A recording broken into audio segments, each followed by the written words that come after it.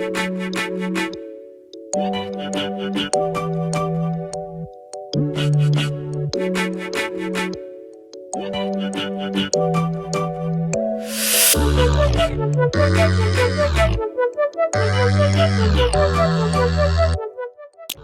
guys, I'm Uwa. I'm a first year medical student at the University of Nottingham and welcome back to my channel. If you're new here, feel free to follow me on my Instagram. I'll be honest, I've not been really active on that recently, but I've had so much going on. For my returning subscribers, you can probably see that I've got a new room. So yeah, I've been really busy. I had to go home for a bit and then I came back here, I moved into a new room. Yeah, it's had a lot going on, it's been really busy, and I've also tried to take some time to myself. But I'm back now and hopefully I can get a bit more active on my account, on my Instagram and on my YouTube. I've got videos in mind that I want to film, so now that I'm a bit more settled, hope I can get all that done. I had an absolute mare this morning. I came to film the video on my camera, but my memory card is broken, so my camera won't recognise it. So I'm currently filming on my phone. So hopefully everything's okay with the volume and the microphone, so I've not got an external mic. Hopefully you can hear me fine. I don't know where to look, whether to look at myself or to look at the camera, so I'm going to be alternating between the two. But anyway, let's get on with the video.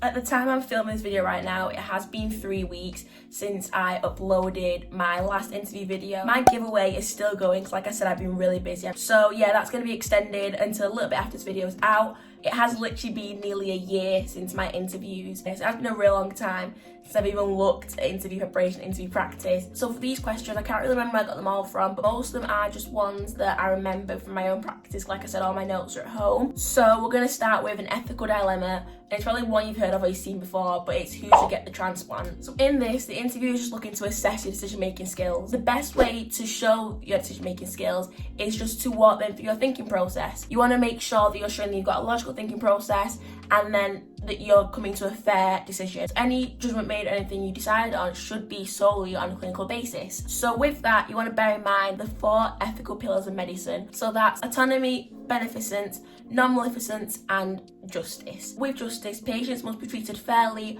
and no one is discriminated against. So for example, if one person is an alcoholic or a drug user but they need a liver transplant, you're not going to discriminate on their background. You're not going to say, I wouldn't give it to him because he's a drug user. That's completely wrong, and that's using your prejudice to make a decision which could be harmful to a patient. You want to make sure that you're judging on a fair and clinical basis. You could assess the medical background of each patient. So things to look at are the age of the patients, the risk of rejection if they do have the transplant, the survival rate after the transplant, are they diabetic, any conditions that they have, just how will their body respond to having that transplant. It could be the case that they don't actually want you to make a decision, they're just asking you, how would you approach this? So these are things you can bear in mind, and these are things you can say that you're thinking of and considering. With your decision making, you also want to be rational. You want to be able to come to a conclusion and be able to explain with sound reasoning why you've come to the conclusion you have. One thing I am going to say is don't be indecisive. Don't say, I'm not sure. If it is an MMI station, if in the 5 minutes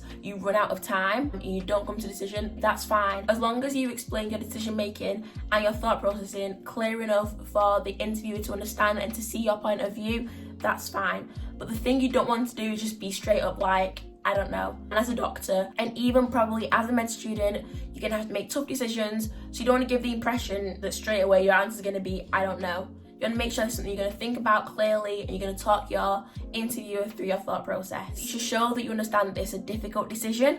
This should be clear for your thought process, but you could even say to the interviewer, I understand this is a difficult process, but I want to do what's best for the patients involved. So still think about like ethics and what's right and wrong as a doctor in the medical profession. You could also look into some research about well-known cases of where there has been quite big issues that's affected patients on quite a large scale. So 2 things that I know that I looked at and actually always come to my mind are the mid-staff scandal, which is just about a decade ago now, and Alexandra Whitaker and the MMR vaccine. So you want to look at what went wrong, what were the outcomes, and what can we learn from this. So now moving on to roleplay. So I think this is similar to one that I practice from the Medic portal. This roleplay I'm going to cover is explain the vaccine. First of all, I'm going to talk about how you'd explain it to an adult and then how you'd explain it to a child. If you were to get asked this question, the interviewer is looking at your communication skills and they want to assess you're aware of your audience. So, for example, how you'd talk to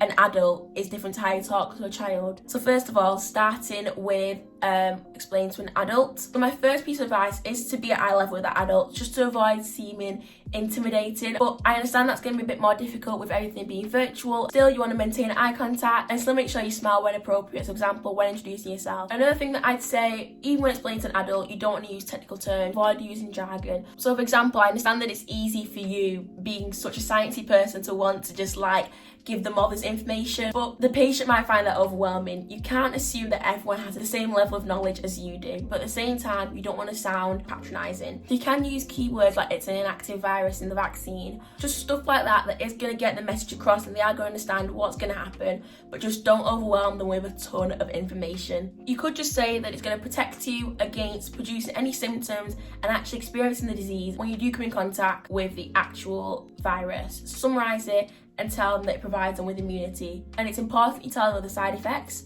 You have to make sure that you give them enough information so when it does come to them giving consent, they have full informed consent. That's a really important part of doing any procedure. If they want to know more, you can give them facts about the effectiveness and what could happen if they don't get it, but you don't want to coerce them or push them into a decision. And then also ask them if they have any questions or anything they didn't understand after you've explained the vaccine to them. So that's how you explain it to an adult. When it comes to explaining to a child, it's going to be very likely their parent is going to be there with them. That still means that you should adapt your communication style.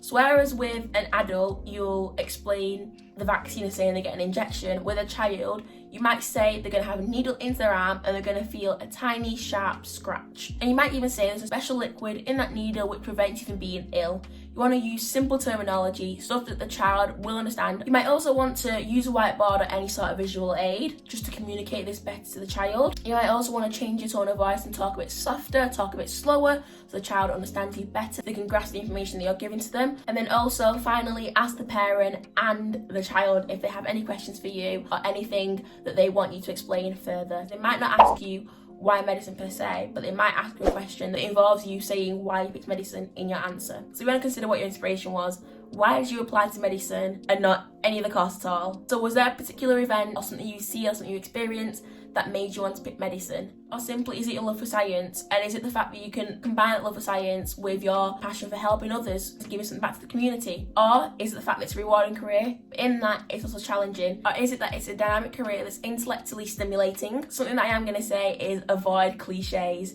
So avoid saying stuff like, I want to be a doctor all my life. Maybe you genuinely have, but everyone's going to say that. You want to make your answer stand out and you want to make it clear to interviewers that medicine is something that you've done a lot of research into and you've come to the conclusion that it's something that you definitely want to apply to. Whatever you say, be honest and ensure that you are showing that medicine is definitely for you and it's something that you've thought about and you've come to this conclusion there's no other career in the entire world that you want. Another question is, why medicine and not another healthcare profession? So with this one, you have to be so careful not to unintentionally disregard or disrespect any other healthcare profession, because it could be the case that you've got a care worker, you've got a nurse, you've got a research scientist or any other healthcare professional on the interview panel or as the interviewer. One way to answer this question is showing awareness of the roles and the skills involved in the other healthcare professions. So if the question is why a doctor and not a nurse, you might say that you want to be able to specialise in a particular field of medicine and know a lot about a particular condition, but specialist nurses are able to do that. You might say you want to be able to insert cannulas, but from my work experience, I know that nurses can insert cannulas and they can do other jobs that the doctor maybe traditionally did, but they do that now. And also you should know that pharmacists are also able to prescribe and they also are able to carry out one-to-one consultations with patients. If the question is something like why a doctor not a research scientist, it's important to appreciate that research scientists don't just sit in front of a computer all day. So you can't just say I don't want to spend my day reading up research. And also, as a doctor, you will have opportunities to research. So if you say you don't want to do research, that just shows you haven't got an awareness of the career that you want to go into. You could say, although I do always want to research conditions and diseases, I also want to be able to better engage with the development of these diseases and see how the decisions I make can positively impact my patients. So another question is, what's your biggest weakness? My advice for this is, first of all, don't act like you've not got a weakness. So the purpose of this question is to show that you've got a level of self-awareness and you are able to reflect on your actions, and you can take responsibility for where you go wrong and just be honest with yourself and know that you've got room to develop and you've got room to learn more and improve who you are. You don't want to make the mistake of trying to disguise a strength as a weakness. So don't say stuff like, I push myself too hard to always get top grades, I never know when to stop. Especially that one, that gives a real bad impression to the interviewers, because medicine is a challenging course, and if you say you don't know when to stop, they're going to say the student is likely to face burnout, which isn't good and which isn't ideal for their course. And again, don't say stuff like, I'm just too honest. Don't make yourself sound like a perfectionist and like you've got no negative flaws. Don't say things that are going to reflect badly on you. So you don't want to say things like, I'm really lazy, or I have poor time management. But you want to identify your weakness, you want to give an example of a time that you showed that weakness and maybe when that's hindered you. But you also want to talk about how you're working towards improving this weakness and how you want to overcome this to make yourself a better med student and a future doctor. So final thing I want to say, this is something that I did that I found really useful, and I got the idea from Lucy Brett. Basically the key traits that you look for in a doctor, which I'll put somewhere on the screen here. You could just flashcard them. On the front of the flashcard, you might put empathy. On the back, you'll give an example of where you showed empathy, why this is important, and what was the outcome. You could even use the STAR method and explain some of these examples. But yeah, I wanted to mention that really quickly, as that's something that I found useful. And it will also benefit your interview preparation. That's the end of the video, and it literally was such a quick video, but I just wanted to make sure I had it out and I gave you guys the second part of the video. Don't forget to head over to my Instagram and to get involved in the giveaway. I think that's everything I've got to say, so good luck with your interview preparation, and I'll see you in my next video.